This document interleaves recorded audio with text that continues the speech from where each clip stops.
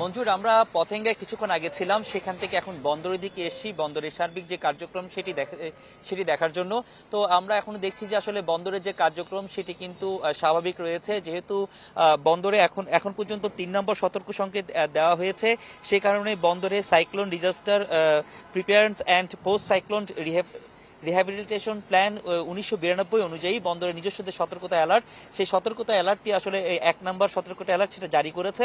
এবং এই যতই সতর্ক সংকেত আসলে আবহাওয়া বাড়াবেন, ততই এই অধিদপ্তর থেকে যতই সতর্ক সংকেত বাড়ানো হবে, ততই বন্দরের যে অ্যালার্ট সেই অ্যালার্টটা আসলে বাড়ানো হবে। এবং যখন অ্যালার্ট ৫ বাড়ানো হবে, তখনই আসলে এই বন্দরের যে কার্যক্রম সেগুলো সার্বিক যে প্রস্তুতি সেগুলো কিন্তু নিয়ে নেওয়া হয় এবং বন্দরের যে সার্বিকভাবে তাদের যে নিরাপত্তা ব্যবস্থা সেটি কিন্তু আসলে জোরদার করা হয়। তবে এখন পর্যন্ত তাদের যে ব্যবস্থা সেটি কিন্তু তারা সতর্ক করে দেওয়া হয়েছে। এবং বহির্নোঙরে আমরা যেটি দেখেছি যে অনেকগুলো জাহাজ থেকে তাদের যে লাইটারের জাহাজে পণ্য খালাস সেটি শুধু চলছে এবং বন্দরের যে কার্যক্রম সেটিও আমরা এখনো চলছে।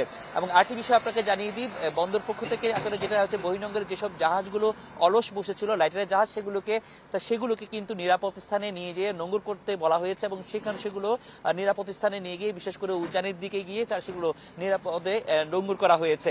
এবং আরেকটি বিষয় আপনাকে জানিয়ে দিই যে এর পাশাপাশি বিভিন্ন জেলা প্রশাসন এবং সিটি কর্পোরেশনের পক্ষ থেকেও কিন্তু এই বিভিন্ন উপকূলীয় এলাকাগুলোতে সতর্কতা যারা হয়েছে মাইকিং করা হচ্ছে, যাতে কোনো রকম কোনো প্রাণহানি বা কোনো রকম কোনো অসতর্ক অবস্থায় না থাকে সেই বিষয়ে সতর্ক করা হয়েছে। ধন্যবাদ। দর্শক, জেলা প্রশাসনের উদ্যোগে কক্সবাজারে চলছে দুর্যোগ ব্যবস্থাপনা কমিটির সভা।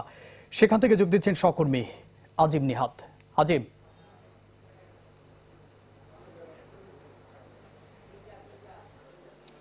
জুবাইর, বাংলাদেশের যে কয়েকটি জেলায় আঘাত হানার সম্ভাবনা রয়েছে, এর মধ্যে যেহেতু কক্সবাজার আসছে, সে কারণে আমরা আজকে সকাল থেকে আসলে সমুদ্রের কিছুটা উত্তাল রূপ দেখতে পেয়েছিলাম, যদিও বিকেলের দিকে যখন ভাটা হয়ে যায় তখন আবারও স্বাভাবিক অবস্থায় ফিরে আসে। তবে ঘূর্ণিঝড় মোকাবেলায় ইতিমধ্যে জেলা প্রশাসনের পক্ষ থেকে দুর্যোগ ব্যবস্থাপনা কমিটির জরুরি সভা আহ্বান করা হয়েছে।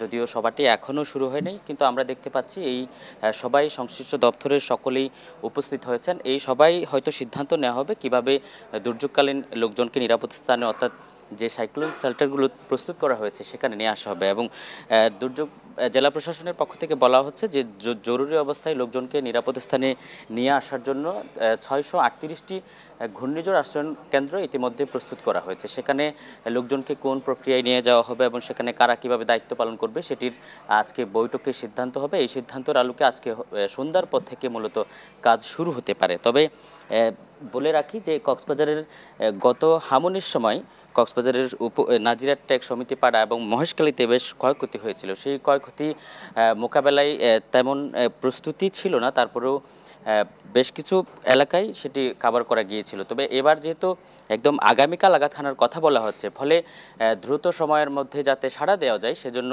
সব ধরনের দপ্তরের সমন্বয়ে একটি প্রস্তুতি সভা হচ্ছে। সেই প্রস্তুতি সভায় কিছুক্ষণের মধ্যে হয়তো আমরা জেলা প্রশাসকের কাছ থেকে জানতে পারবো কী ধরনের উদ্যোগ মূলত নেওয়া হচ্ছে। জুবাইর। আজিম, ধন্যবাদ আপনাকে। দর্শক, দুর্যোগ মোকাবেলায় প্রস্তুতির খবর জানাতে কক্সবাজার থেকে যুক্ত হয়েছিলেন সহকর্মী আজিম নিহাত। এর আগে চট্টগ্রামের পতেঙ্গা থেকে যুক্ত হয়েছিলেন আরেক সহকর্মী রনি দত্ত।